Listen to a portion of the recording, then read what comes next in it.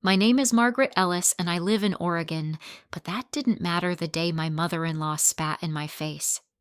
Low-class trash, she hissed with venom in her eyes, and my husband watching in silence. I had scrubbed their bathrooms, cooked their meals, and raised their grandchildren without complaint. I swallowed every insult thinking one day they'd see me not as a charity case, but as family. But in that moment, drenched in her spit and humiliation, I saw the truth. I had been nothing but a servant to them. And that day something inside me broke and awakened. She didn't know my father had passed weeks earlier and left me everything. The moment she finds out, it will be too late. I never expected her to spit in my face. It wasn't a metaphor. It wasn't a slip of the tongue. It was real, warm, wet, and humiliating.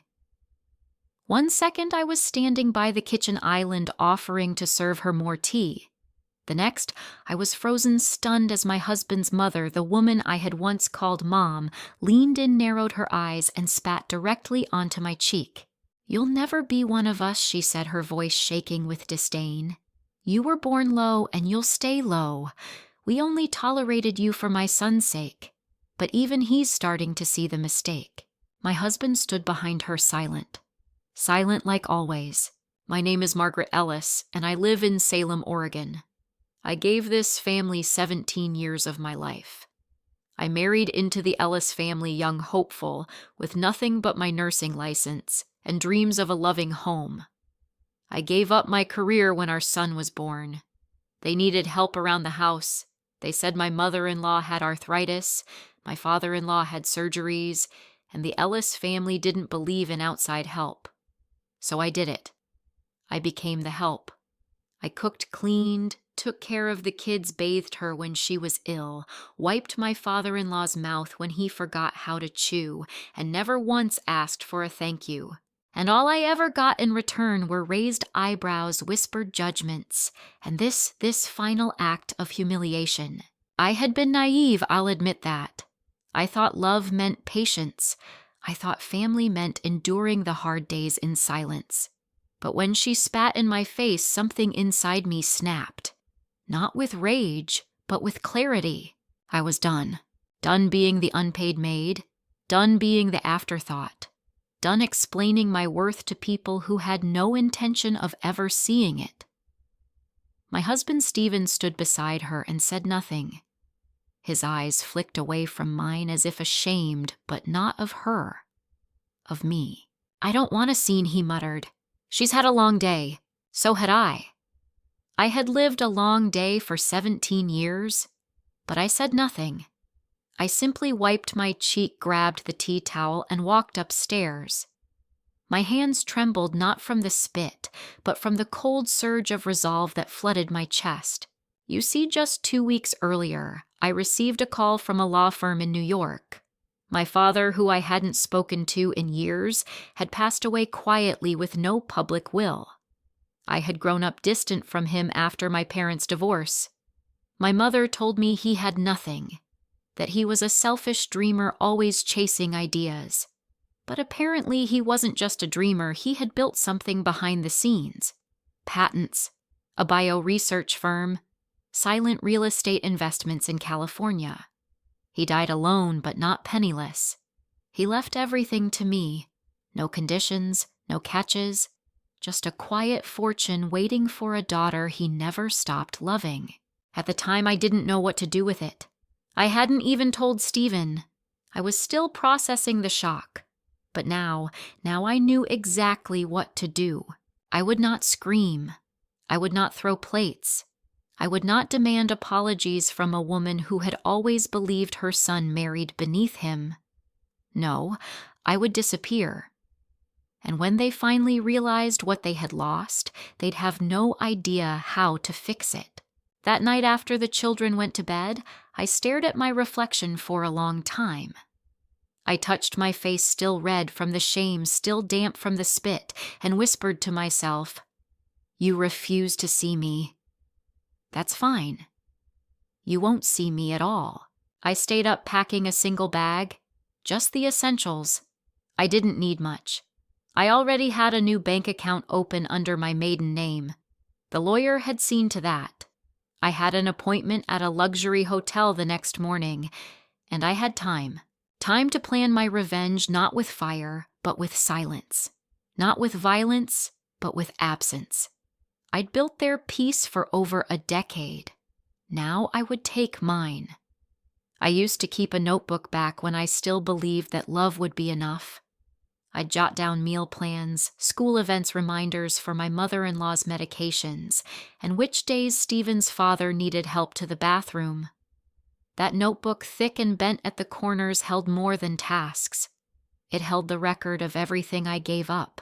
And now I find myself flipping through its pages like a stranger wondering who that woman was, the one who used to call the silent abuse family duty. Before I married Stephen, I was a nurse in training. I had dreams of working in emergency trauma care. Fast-paced, high stakes, purpose-driven. But 2 months after we got engaged, my future mother-in-law gently suggested that once the baby came, I wouldn't be able to keep up with such a demanding job. A good wife prioritizes home over ambition, she had said, as if quoting scripture. Stephen had nodded, so I folded the acceptance letter from the hospital in Eugene and tucked it away. That was the first thing I gave up. Next came my savings. When his father had back surgery and they couldn't afford post-op care, I offered to pay for in-home support. Stephen refused. "We take care of our own," he said. And I, wanting to prove my worth, took on the job myself. I woke at 4:30 a.m. to clean wounds and monitor medications, then got the kids ready for school. Every time I asked for help, his mother rolled her eyes. "You're young. This is nothing. I did more when I was your age. I gave up my body. 2 pregnancies, both high risk. One nearly took my life. I begged Stephen to be there during the delivery of our second child.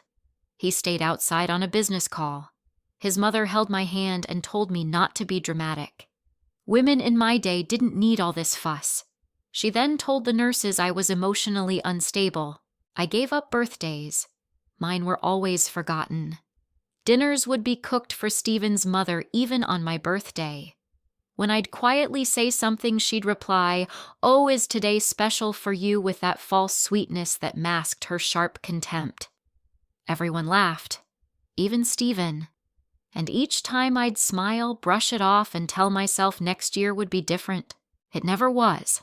I gave up my name. I stopped using Margaret and became Mom Honey. Can you get this for me? I became invisible in a house I helped build. And all the while, I thought I believed that if I just kept loving them, if I kept sacrificing someday, someone would say thank you. Someone would notice. But that thank you never came, only spit. Now alone in the luxury suite I booked under the name Margaret Rose, I sit with a fresh notebook. The old one sits in my suitcase like an artifact of someone who once existed. And now I begin writing again, but this time I make a list not of chores, but of value. Value. I contributed without pay, thanks or recognition. 13 years of unpaid caregiving, $18,000 from my private savings for family emergencies, over 200 home-cooked meals for gatherings that never celebrated me, 2 children raised without nannies' support or appreciation, 0 vacations, 0 self-care, 0 birthdays, honored. I keep writing. Each bullet point reminds me I was never useless, I was used. And it wasn't just by my mother-in-law. Stephen had let her shape our lives. Every time I tried to assert myself, he'd say, "Just let her be. That's how she is." He never saw how that wore me down. I pause as I write the last item on the list, allowed myself to become silent. No more. A slow breath escapes me. I feel the weight begin to shift. I am no longer the woman who begged to be seen. I am the woman who now sees clearly. I start researching charitable trusts. My father's inheritance is enough to change lives, not just mine. I make a plan. I'll create a scholarship for women returning to school after raising families. I'll build a small foundation for caregivers. I'll buy a home not for the family I married into, but for me. Still a part of me aches. It hurts to realize the life I gave so much to was never truly mine. The worst betrayal isn't hate, it's being tolerated while you believe you're loved. And yet I don't feel bitter. I feel alive. My silence had cost me nearly 2 decades, but now I have everything, not just the money, but the clarity. I text my best friend Hannah, the only one who ever saw through the act. I tell her where I am. She replies, "About time. Want me to bring champagne?" I reply, "Not yet. I have one more thing to do." The next day, I email Stephen a simple message. "Please inform your mother that I will no longer be returning. The woman she spat on has vanished. The woman she feared, she's about to meet her." I hadn't heard my father's voice in over 20 years. The last time we spoke, I was 21, crying in a Greyhound station with a duffel bag and no plan. He offered me money. I said no. I didn't want handouts. I wanted to prove I could build a life on my own. But I never imagined that his silence after that was not resentment, but patience. The call came on a Tuesday. I remember because it was the same day my mother-in-law told her bridge club I wasn't real Ellis blood and shouldn't have a say in the will they were all secretly plotting. She laughed as she said it, pouring herself more lemonade. I swallowed it like I always did, smile tight, heart heavy. That evening, when the house was finally quiet, my cell buzzed with a New York number. I nearly let it go to voicemail. But something instinctual made me answer. "Mrs. Margaret Ellis, yes. This is Alan Rivera, calling on behalf of the law offices of Frederick R. Leland. I'm your father's attorney." My throat went dry. My father passed away when I was a child. A pause. "He passed last week, but he's very much been alive until then, and he's left everything to you." I didn't speak. Couldn't. I thought of the man I only knew through childhood photos, and the occasional mention from my mother, usually when she was angry, calling him a dreamer, a fool, a ghost. But now the ghost had returned, and left behind a legacy. Mr. Rivera flew out the following week. We met in a quiet conference room at a boutique hotel in Portland. He placed a thick folder in front of me and spoke with the gentle precision of someone trained to handle people in shock. "Your father," he explained, "had a number of private ventures. He held equity in biotech patents, commercial real estate in Los Angeles, and a mineral rights agreement in Nevada. He was a brilliant mind, but deeply private. His will states that he always intended to reconnect, but worried he had missed his chance. Still, he never removed your name." I opened the folder. Numbers I couldn't process stared back at me. Over $5.8 million in liquid assets. 2 commercial properties in California. 1 undeveloped parcel of land in Central Oregon. And a trust, my trust, designed to grow in perpetuity should I never touch it. My hands trembled. I thought of the rotting sponge I used to scrub the Ellis family's baseboards. I thought of my mother-in-law asking, "Are you still too proud to get a real job?" I thought of the $12.37 I had left in my personal bank account. And now I owned buildings, accounts, power. I looked at Mr. Rivera dazed. Why didn't he reach out? His answer stayed with me. He thought you were happy.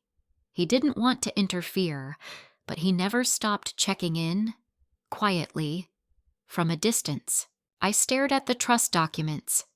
There it was, my name in bold as the sole beneficiary. No conditions, no instructions. Just a gift. No one had ever given me anything without wanting something in return. But my father, this man who had vanished from my life, had spent 2 decades building something for me silently in the background. And now I could finally leave the Ellis name behind. I had asked Mr. Rivera to help me quietly transfer the estate. We set up accounts under my maiden name, Margaret Rose. He connected me with advisors, trust managers, and a new CPA. We moved fast but discreetly. I insisted on silence. I didn't want Stephen or his family catching even a whisper of it. Not yet. Back in the hotel room, I locked the documents in the in-room safe and sat on the edge of the bed, breathing in silence like oxygen. I felt it for the first time in years control. That night I wrote a letter to my father. A foolish thing, perhaps, but I needed it. You were gone, but not absent. I thought you had abandoned me. Turns out you were just preparing. Thank you for believing in a daughter who never thought she'd be worth this much. I hope you know what this gift means. It's not the money. It's the permission to walk away and not look back. Then I wrote a second letter. This one was for my husband. Stephen, I loved you. I wanted to build a life with you. But you let them erase me. You stood beside the woman who humiliated me again and again and said nothing.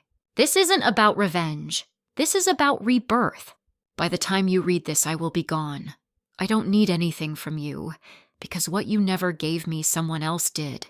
You never thought to ask what I needed. Now you'll never have the chance again. Margaret. I sealed the letter. No tears, just relief. The next morning, I slipped out at dawn just before the house woke. I left the keys on the kitchen counter and one final note beside the kettle my mother-in-law loved. Thank you for reminding me what I am not. You spit on the woman you thought was beneath you. What you didn't know is that I've been standing above you all along.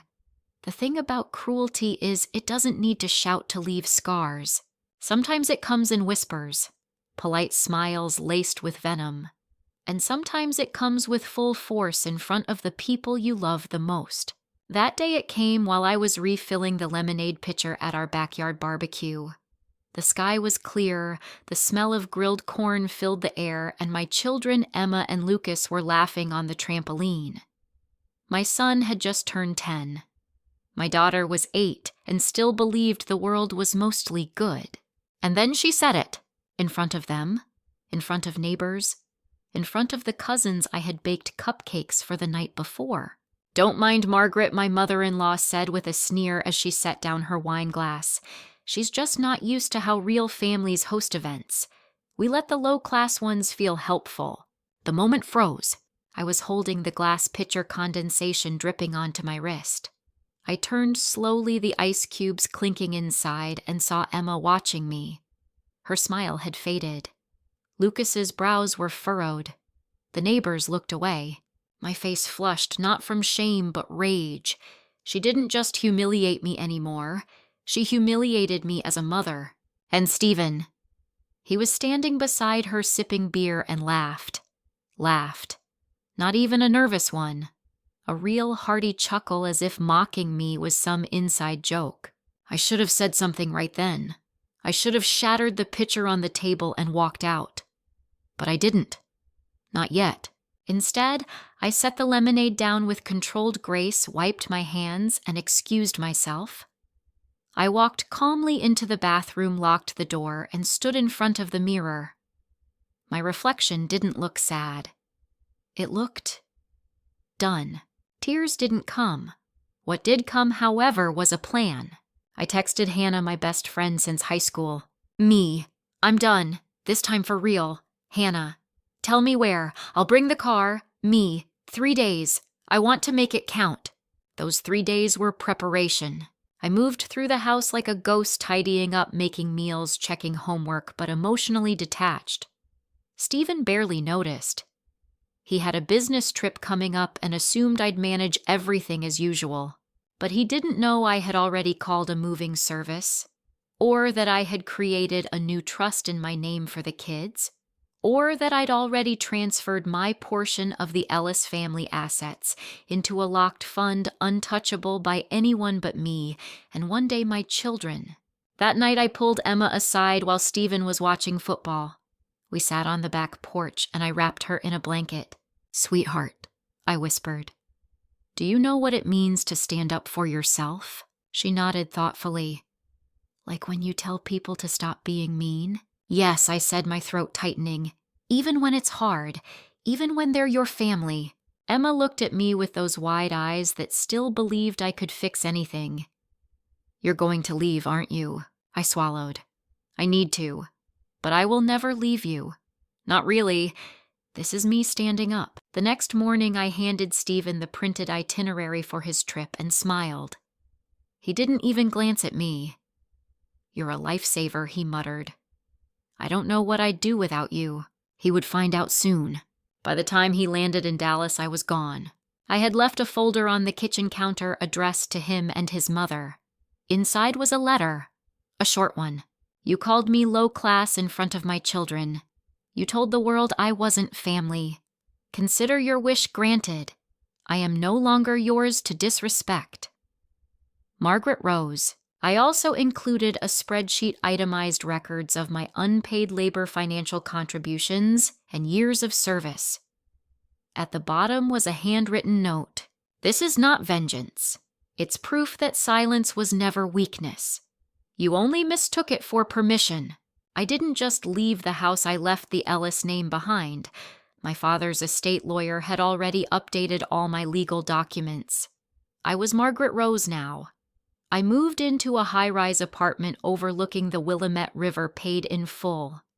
I enrolled in a business course, opened a foundation for single mothers returning to school, and started planning a retreat home for burnt-out caregivers. The day after I left, Hannah called me from the driveway of my old home. "Your mother-in-law is having a meltdown," she said with a laugh. She screamed at the gardener. "Told him you ran away like a thief." I smiled quietly. "I didn't steal anything," I replied. "I took back what was mine." Later that week, I received an email. It was from Stephen. "Please, come back. Mom didn't mean it. The kids are asking for you. We can fix this." No apology, just desperation. I didn't respond. Instead, I scheduled a day at the spa, the one I used to scrub toilets for not as a guest, but as a silent worker. Now I was an investor, and soon everyone would know. I used to fantasize about leaving.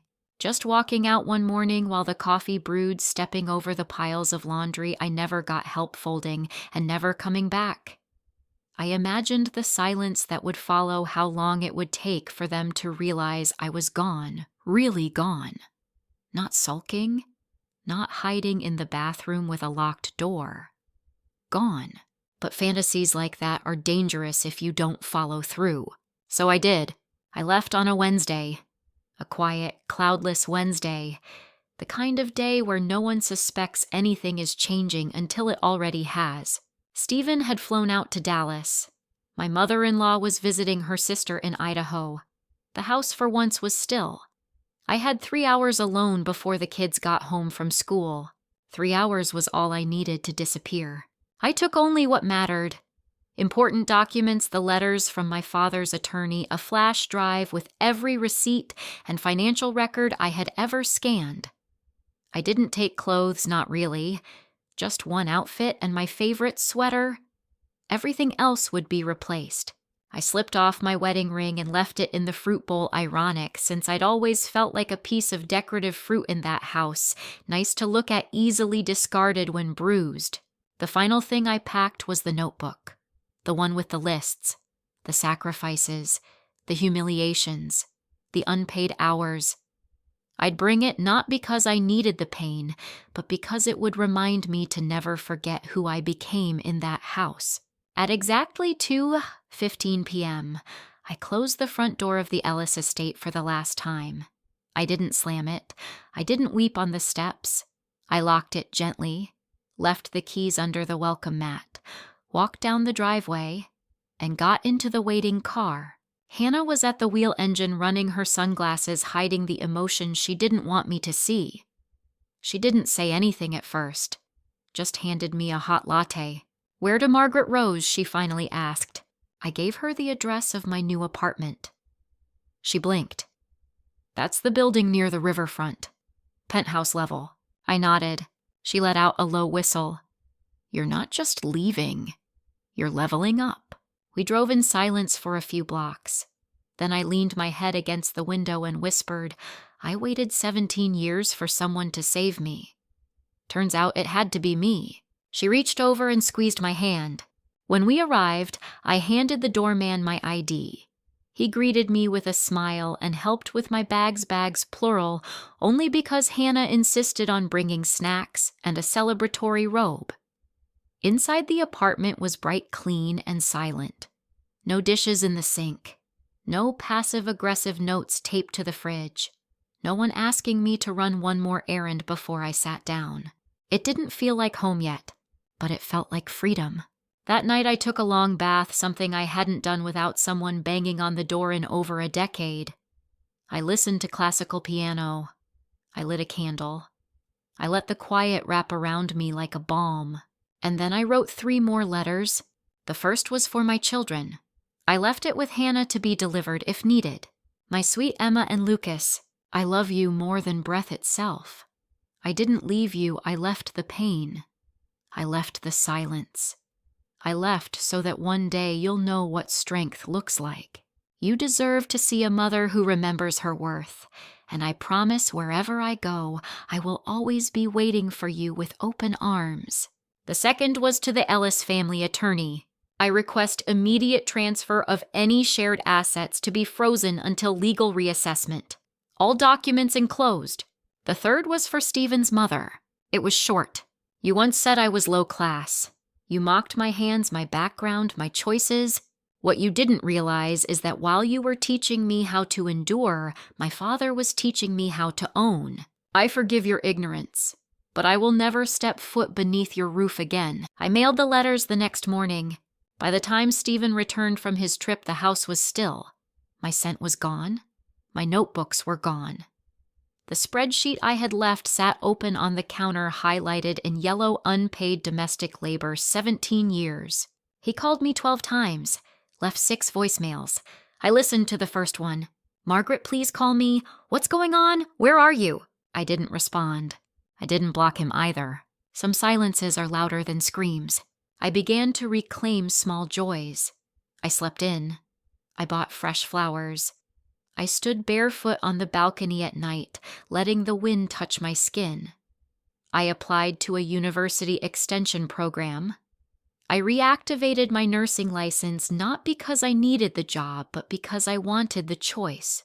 I was building a life, not a reaction. One afternoon, 2 weeks after I left Hannah, and I sat in my new living room sipping champagne. She raised her glass. To Margaret Rose. May the Ellis name never pass your lips again, unless it's followed by laughter. I clinked her glass and smiled. To the woman who disappeared, and finally found herself. It's funny how the same people who called you worthless come running the moment they smell money. It started with a text from Stephen. Just 3 words. We need to talk. I ignored it. Then came a longer message. Mom's upset. She didn't mean what she said. Come home so we can work this out. The kids miss you. And finally, an email with an attached budget spreadsheet. He had the nerve to ask if I could help cover this quarter's property taxes until his bonuses kicked in. I stared at the screen not in shock, but in silence. The kind of silence you give someone who's finally revealed how little they ever saw you. They thought I would come crawling back. They thought the silence meant weakness, that I'd get lonely, that I'd be desperate. What they didn't know was that I'd already moved from survival to strategy. The morning I got that email, I put on a tailored navy blue blazer, slipped into heels, and headed to my father's downtown law firm. Mr. Rivera greeted me with his usual warmth. He was the only man I had trusted since the day I left the Ellis house. I think it's time we formalize the trust and move forward with the next phase, I told him. He smiled. You ready? I nodded. More than ready.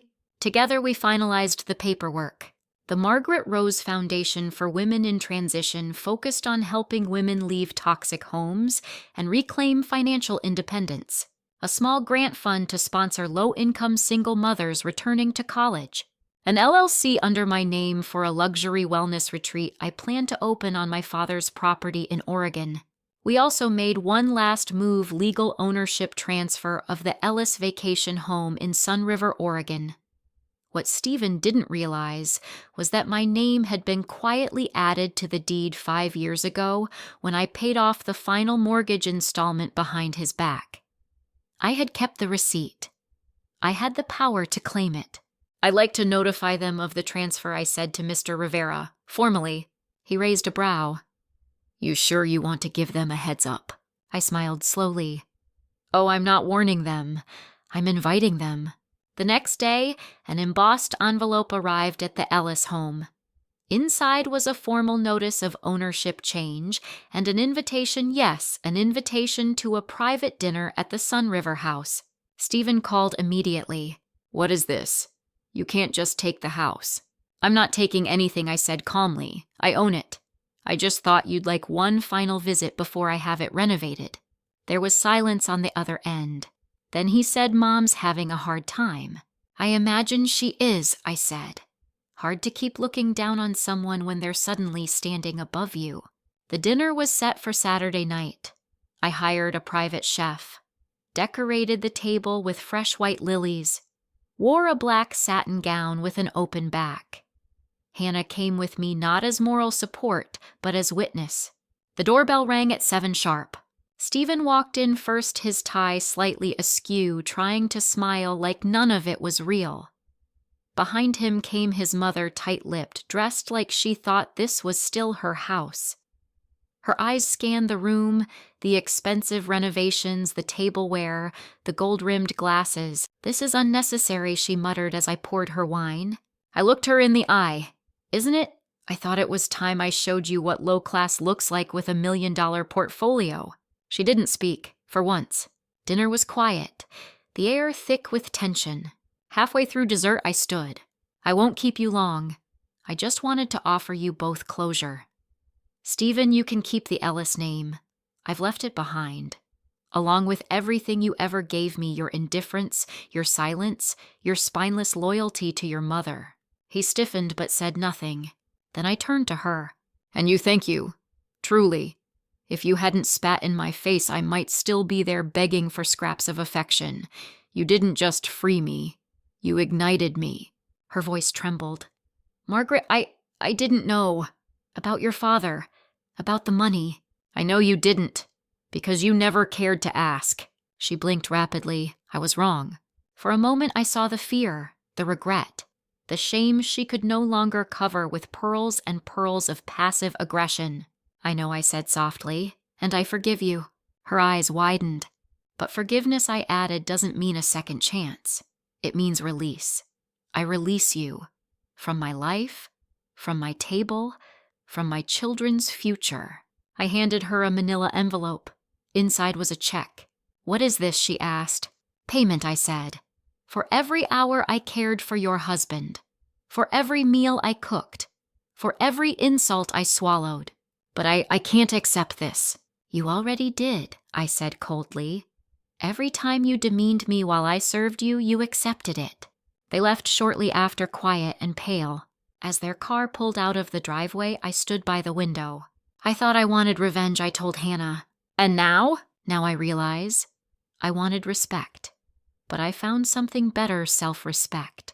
They say forgiveness is for the forgiver, not the forgiven. I never truly understood that. Until the morning I watched Stephen's mother knock on the glass door of my new home, her face crumpled by something I had never seen on her before. Humility. It was 2 weeks after the Sun River dinner. I had heard nothing since, no calls, no texts, just silence.